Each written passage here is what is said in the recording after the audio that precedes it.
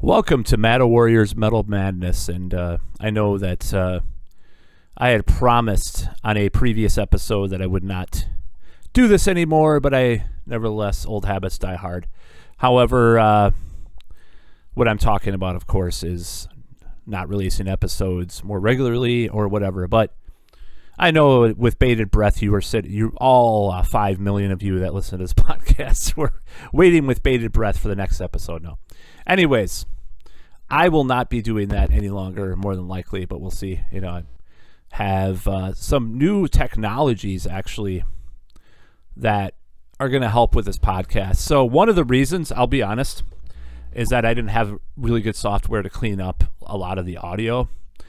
And my computer, and this is really silly, but my computer is right next to an really loud air conditioning wall unit.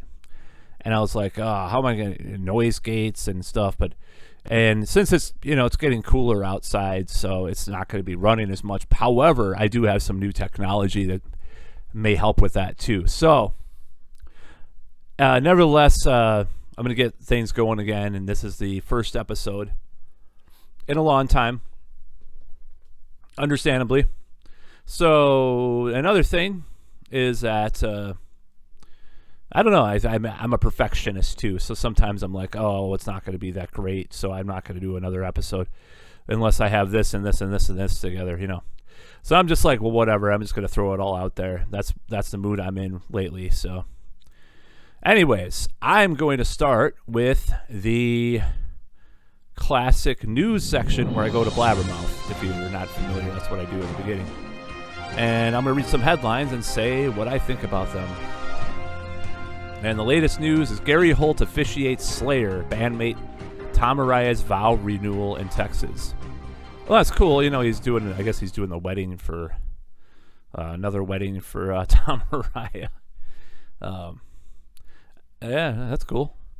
Next headline: Rob Halford says Judas Priest's upcoming North America tour will be a roller coaster ride of sheer metal power. I don't know what he means by that. I haven't seen Priest in a while. Maybe I'll go see him next time. Dave Grohl to be honored for his community volunteer work. Well, yeah, whatever. I don't know.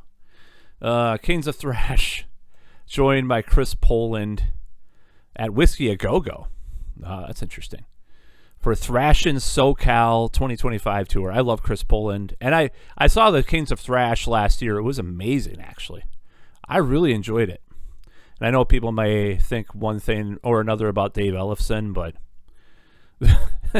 it's ridiculous culture that we're living in where I don't even want to go into it. Anyways, you can probably guess what I was going to say if you're a follower of anything. So,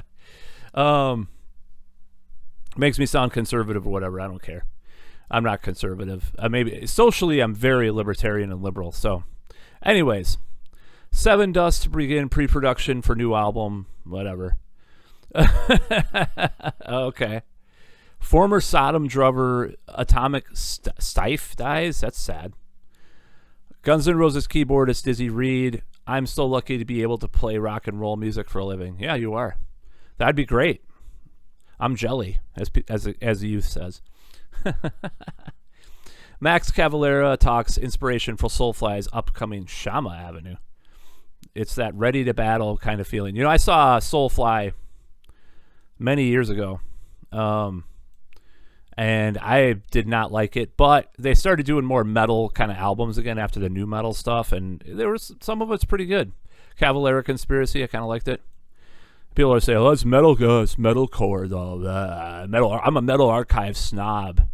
Yeah, well, you're SMBM, shove it up your ass. Anyways, I'm not in the best mood today, so if you could tell, I would be saying some weird shit. But that's what's entertaining. See Ted Nugent perform in Paw Paw, Michigan. Okay. I'm not going to that. Ex-Wasp guitarist Chris Holmes, Eddie Van Halen smokes Randy Rhoads. Well, the thing is, and that's another headline, September 6th. it's apples and oranges in my opinion. They're very similar in some ways, but very different in other ways. Eddie Van Halen did some weird, crazy stuff, but like, I don't know. I mean, if I had to pick up two out of the two, I'd pick Randy Rhoads because that's just more my style, you know. That's just more my thing. It's whatever. But I like Van Halen a lot too. Leprous announces an Evening of Atonement live release. Okay. Dirk Schneider and the Old Gang unveils new single and video, Babylon. Okay. I've never heard his band. Watch Dream Theater performs entire Parasomnia album. Okay. Yeah. I don't think I've heard that whole album. Symphony X tour kicks off in Stroudsburg, Pennsylvania. I'm actually going to that. That's in a couple weeks. In 20 days, to be exact. Faith No More co-founder Body Bottom announces book events. Okay. Pretty Reckless. I'm just looking over stuff I want to like talk about. Oh, here's entertainment for you. X Iced Earth. Where is it? To scroll back up. Wow. Senior Matt Barlow on his work as police officer. We're just regular people that put on a uniform and go out and do a job. Okay. Wings of Plague. Oh, that's cool. Anita Strauss, Aerosmith.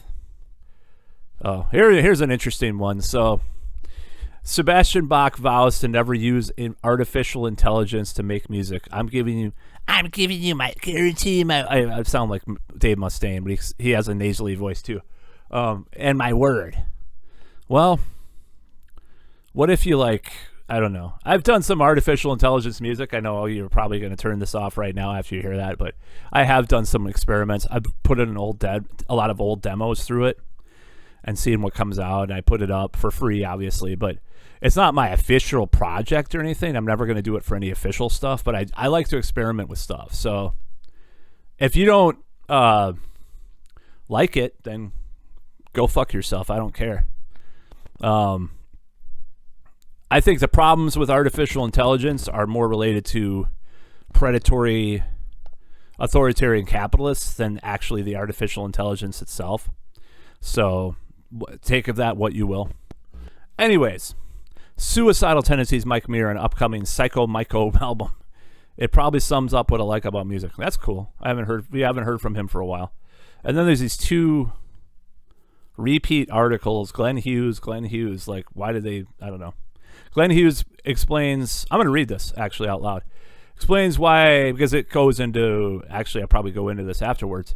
Explains why he declined invitation to join Ozzy Osbourne's band more than 4 decades ago. Ozzy was one of my closest friends, especially in the 70s when we lived 8 miles from one another. He spent a lot of time in my house. At the time, I didn't want to go back to playing bass guitar and singing second vocals because I love Ozzy very much. I want to be Glenn Hughes. Okay, that makes sense. So, he was on that Black Sabbath album, which is interesting.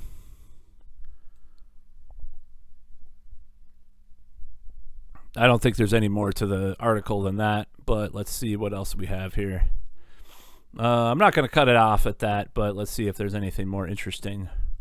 It's kind of it's almost like a boomer music news site, isn't it?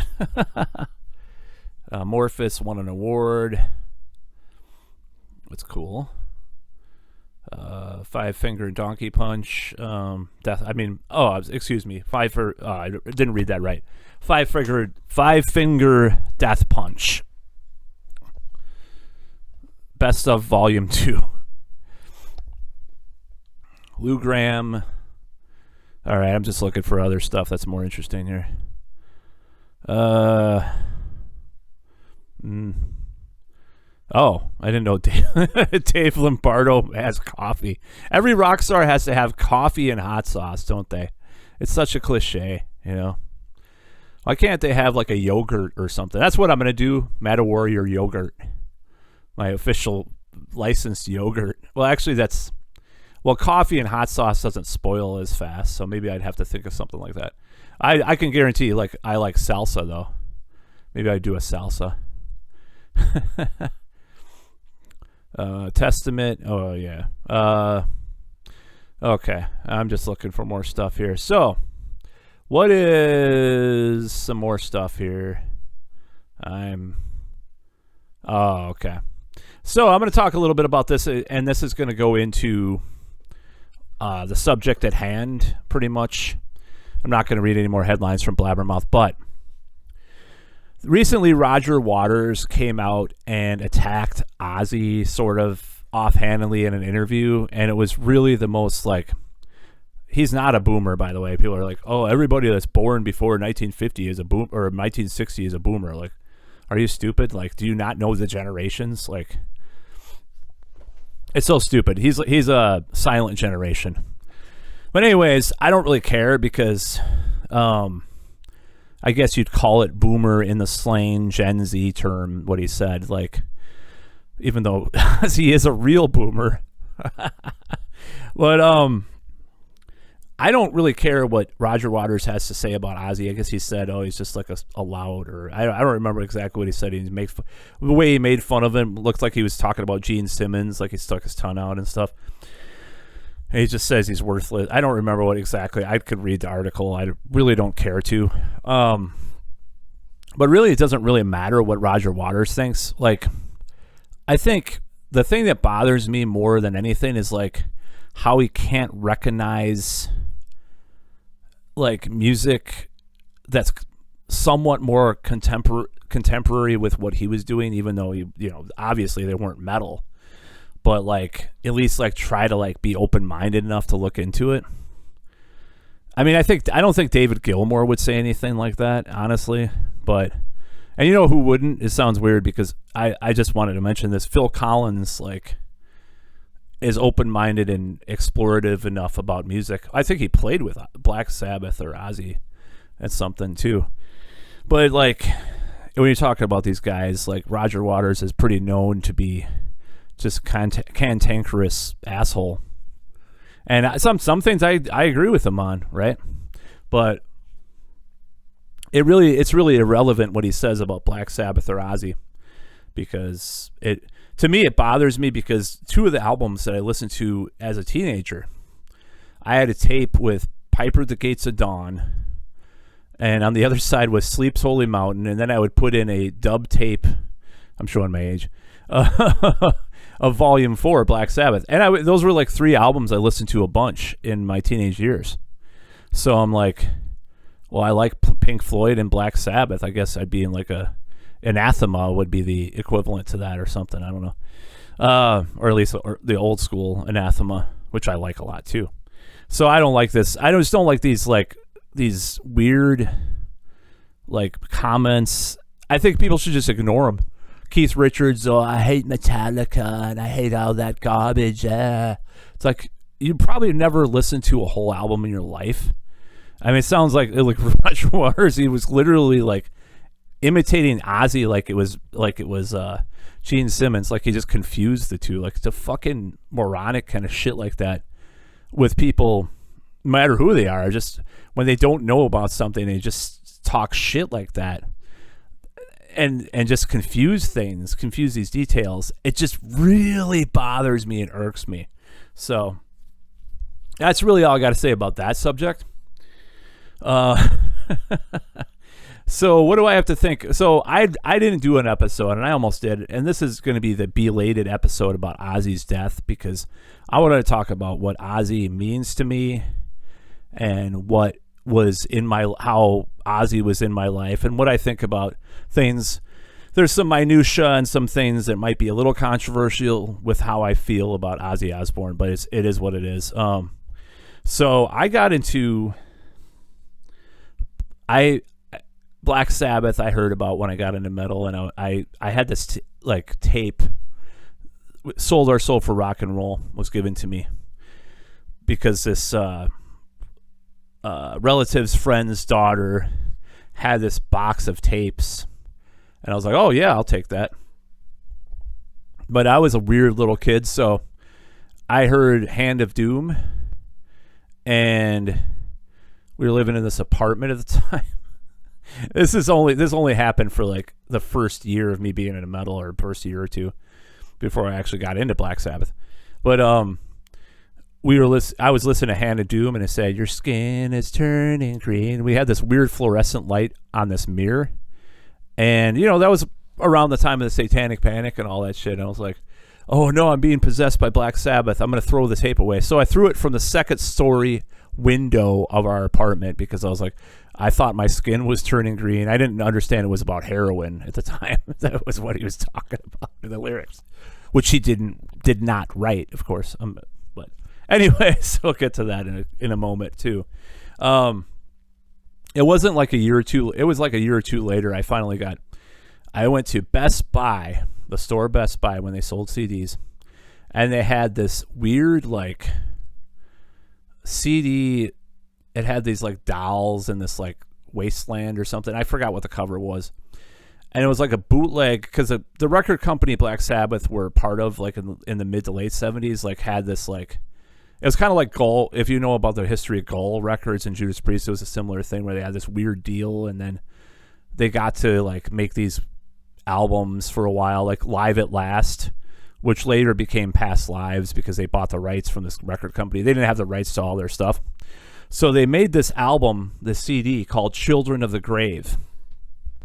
And essentially it was volume 4, all the songs, with this weird cover. And they had Children of the Grave live at the end. And that was the one that I really got into at the time. I rebought, or maybe I'm remembering this incorrectly. I think I bought Paranoid, and that's the one I threw out the window. Then I got the tape from the friend's daughter, the family friend's daughter, We Sold Our Soul for Rock and Roll, and then I got into Black Sabbath. Then I got Volume 4, also known as Children of the Grave, with this kind of compilation / whatever you want to call it.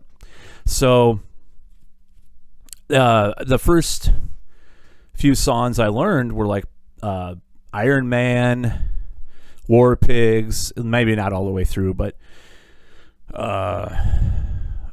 Paranoid, sort of, songs like that. So I was hooked at that point, and it took a couple years, I know, but I was a little weird OCD adult kid or whatever, so I thought I was going to be possessed or whatever. Similar story I'll tell another time about Danzig and stuff. I think I did in the Danzig episode, but I'm not sure. So, because I haven't heard that one in a while. So, I also simultaneously got Tribute on tape, OZZY Tribute, the Randy Rhoads one, and I really got into that. And I had this guitar teacher that dubbed me Blizzard of Oz. I don't think I heard Diary of a Madman until a little bit later, but I loved it, and I tried to learn some of the guitar solos and stuff. So I was really into it. I was really into that stuff. And also watching Headbangers Ball, I also like Bark at the Moon, Shot in the Dark, even though when I first saw that video as a little kid, I thought he was a really ugly, like, older woman. Seriously. So I mistook Kirk Hammett and 80s Ozzy for women. I don't know why, but as a little kid, you see people, you're like, what's going on there? So it's pretty funny. So anyways, I didn't have a lot of albums, but I really got into them, and they were a huge influence at the time. So I didn't really I think what I learned as time went on, and I never thought Ozzy was like the writer of all the songs. I read enough magazines as a kid to know that Ozzy didn't really write his own lyrics. He just wrote vocal melodies, and other people would write the music, even regardless of what he said in interviews. So I was already like red-pilled about Ozzy by then, whatever. But it's similar in a certain way to Elvis Presley. So Elvis Presley had a voice and a vibe and an influence on culture, even though he wasn't the writer of his songs. He wasn't. And, Ozzy probably wrote his songs more than Elvis did in a way. Because a lot of times those songs were already recorded before, sometimes like Hound Dog and, some of the other songs like that. So it's not like Ozzy didn't have any input. Like Elvis sometimes had no input. So, but that doesn't matter. It's the cultural influence, this cultural zeitgeist that Ozzy had. in influencing things in heavy metal and hard rock. Just so I mean, basically what happened was he quit Black Sabbath, or they kicked him out or whatever because of drugs, alcohol, and quarrels and whatever, even though they were doing a lot of drugs too. They got Ronnie James Dio, and I'm gonna get to this in a moment, but what happened was Ozzy was just down and out, and he met Sharon Osbourne, who in a lot of ways I hate to use the word problematic, but she has a lot of problematic things that she's done. And won't go into this in this episode, but cheated a lot of band members out of money and lied about credits and didn't give credit to people and all that stuff. So she's pretty hideous, shrewd person, But she did save his life, and she did get him started on that route. So basically, Ozzy, like Elvis, had volition in what they were doing, but also they were kind of a package. They were kind of a product, a capitalist product. But it was very influential and is a very cool persona that Ozzy had. Anyway, purportedly he was a very nice person too. It's like Henry Rollins has said and others. So it was it was just all the elements together, the marketing, the pushing the envelope with the album covers and the concerts and the rumors that were swirl, and it just was this cultural phenomenon. And people might not understand that, like Roger Waters may not understand that, but it was this huge thing.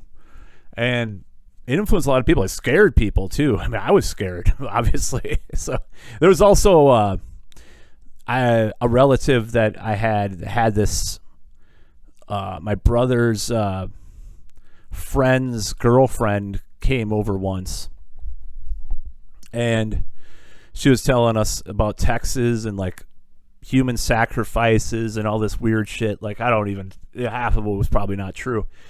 And then one of those Ozzy, I think it was the Brad Gillis, Speak of the Devil, one of those videos that came from that tour where the cross turns upside down. I was freaked out, People get freaked out. I had a friend that told me that he asked the Ouija board where the devil was, and the Ozzy poster fell off the wall.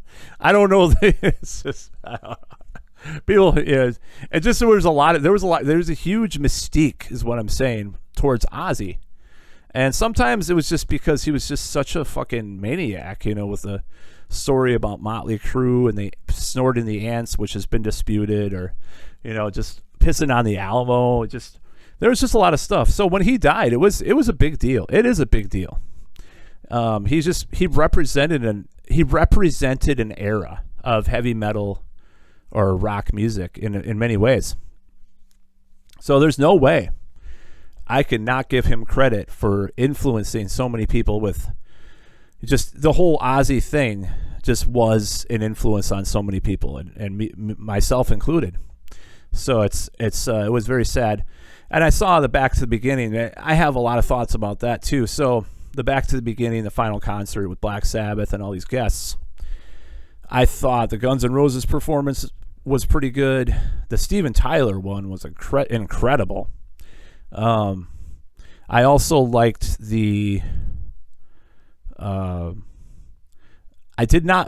was ones I didn't like. I did not like the one with Billy Corgan, which I thought could have been so much better. But there were good performances by some of the bands. Metallica was all right, So it was interesting to see. David Drainman, I don't know, it was whatever. So there was a lot of cool stuff. I mean, Bill Ward, I don't know. He was kind of simplified his parts and stuff, but and Ozzy was struggling up there. But I think he just was kept alive. I don't think he was kept alive. I think he knew he was going, and he had to go. He had to do that concert. He really did. It was really, it's kind of a touching moment that he does that, and a couple weeks later he passes.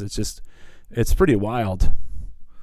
And you hear these kinds of stories with people, like they have to do one last thing and it's their time. It's kind of a sentimental thing you can think about. Just with regards to a lot of that stuff, I find it pretty fascinating.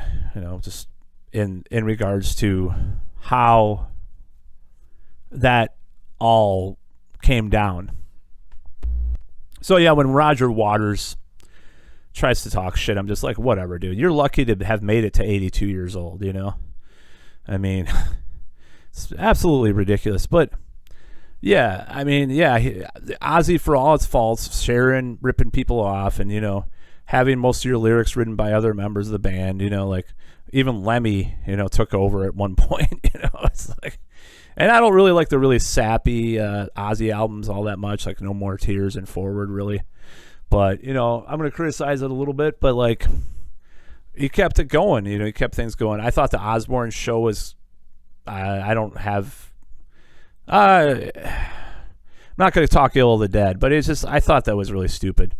I thought I just don't like reality shows, though, so that's part of it. So when they did that, but that boosted his popularity, and Ozzfest was going, and, you know, and I can't tell you, like, at first I was like, Ozzfest is a new metal, mallcore crap fest, you know, like with some of the bands. But like over the years, you know, they started to have more edgy stuff. They started to have like Mastodon, and they had Du Mourier. I'm not saying that they're edgy, but compared to what they were having before, they were. And they had Voivod. As the first time I saw Voivod was at Ozzfest. The only time I saw him with Piggy. I almost saw him back in the day, but I missed the show. I missed a lot of good shows. I might do a separate episode. That's a great idea. I'm going to do like my top 5 missed shows for the next episode. I'm going to write it all out. So yeah, it was a big deal that Ozzy passed, because it's like Elvis, you know. Elvis influenced a lot of people. You know, people saw his image, you know, on TV or, you know, wherever in the movies, and you're like, oh, that's what I want to do. You know, Ozzy inspired a lot of people. So regardless of, yeah, there's some flaws, there's some faults, and, you know, I was watching the documentary about him, and he doesn't remember some of the videos being filmed and stuff. I was like, wow. And like my favorite period, I mean, I like everything up to and including No Rest for the Wicked. And I do like Ultimate Sin, which people like don't like a lot, but I do like it.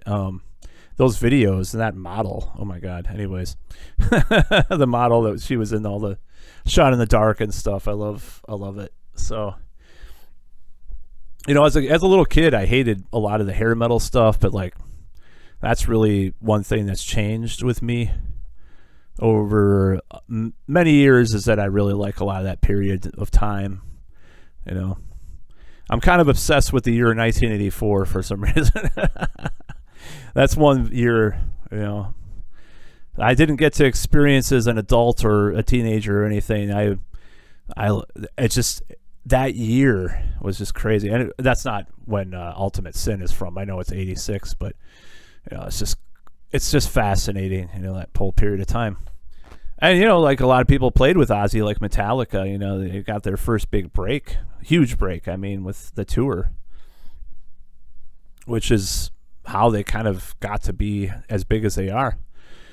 So, yeah, it was quite a journey to see, you know, just growing up with seeing Ozzy and just seeing all the stuff that happened and all the crazy stuff. There was a lot of crazy stuff, like domestic quarrels between him and Sharon, and all these rumors and all this crazy weird stuff.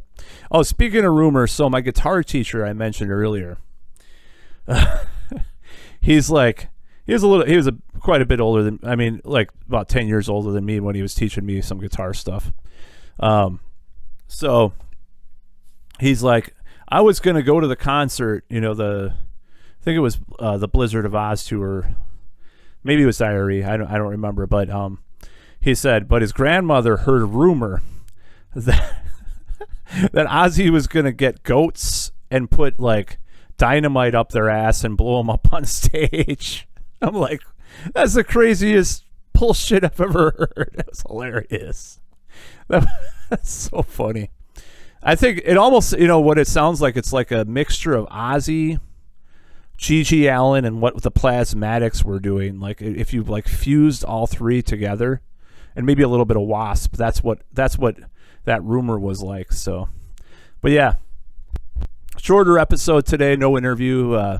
But yeah, I just wanted to give my thoughts on Ozzy, and I mean, I love those songs. I mean, regardless of the controversy surrounding the band and the credits and the songwriting and the, everything to do with that, there's some just absolute classic albums. Like I said, and everybody's influenced by it. It might be Randy Rhoads, it might be Jake E. Lee, it might be even Zakk Wylde. They're influencing so many guitarists and just everything, the songwriting, the Bob Daisley, and just a lot of the stuff that the Ozzy Osbourne band, Blizzard of Oz, whatever, that's what they were called at first. There are some bills that say Blizzard of Oz featuring Ozzy Osbourne, which that was the original name of the band. So that influenced so many guitar players, so many things. Like I was talking about the Van Halen thing earlier.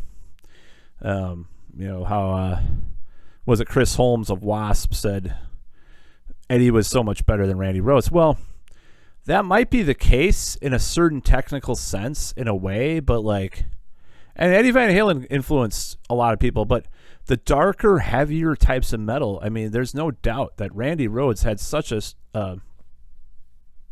stranglehold on that. Someone like Dimebag Darrell is influenced by both, and it's just, you can't have heavy metal without having at least those first two Ozzy albums, and obviously the first 6 Black Sabbath albums, even though the 2 after those are good too. So I'm gonna say something controversial. So some people think, knowing me, that I like Randy, Ozzy, Dio era Black Sabbath more than Ozzy. I never have. As much as I'm into power metal and trad metal and stuff, I've always thought the Ozzy stuff was better, because I'll say this, because there's an edge to that songwriting that wasn't as apparent with the Dio era or beyond. Maybe Heaven and Hell, the album, or the Devil or Dehumanizer might have a little bit more of that darker edge that old Sabbath had than the first 2 Dio Black Sabbath albums. I love Dio's solo stuff, by the way, and Rainbow, but I just thought Sabotage, it's just a crazy album compared to those 2 Dio albums. It's just my personal opinion, or even Sabbath, Bloody Sabbath, or Volume 4. Volume 4 and Sabotage are my favorite Sabbath, period. So, and I love the first 4, especially Ozzy albums, especially the first 4, I mean. Yeah, there's some cheesy stuff later, right? Like Scream, and he always had to have a great guitarist. Another thing that Ozzy did, whether it was consciously or not, is influence all these guys in the 80s to get these shredder guitarists, these veteran singers and stuff. So, you had, they went to LA and picked up some kind of guitar slinger, right? For example, Dio, I don't think Vivian Campbell was from LA. He was Scotland or England, but nevertheless, you had to have a shredder if you were this older singer, somewhat older singer. I mean, obviously Dio was way older than most people at the time, even, but you had to get a guitar shredder, and that's how you did your solo career. And I think that Ozzy was the first to do that, pretty much. So you had Randy Rhoads, and you had Dio get Vivian Campbell, and then you had David Coverdale get John Sykes. That was definitely a deliberate move that was influenced by those predecessors, in my opinion. And this is going to sound weird too. I think the reason why Glenn Danzig got John Christ is kind of it's a similar mold, in my opinion. You're getting up there and doing your new project that's a solo project or whatever, but you have to get this shredder because it's the 80s, and that's why they got John Sykes. And that all started with Randy Rhoads, period, in my opinion. So, but those are just some thoughts about Ozzy Osbourne, and this will definitely be a new beginning for Mattowarrior's Metal Madness, by the way. I can promise you that. There's some new technology I'll be using, and that's about all.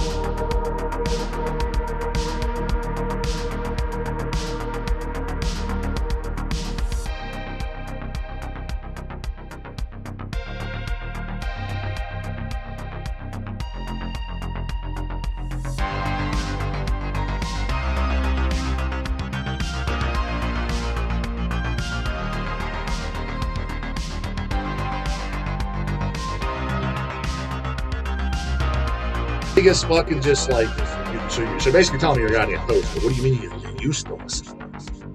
Used to means you got out of it. It means you got out of it because you weren't truly into it. Because again, dude, I don't want to hear any of this bullshit. I liked it as a kid and I don't now.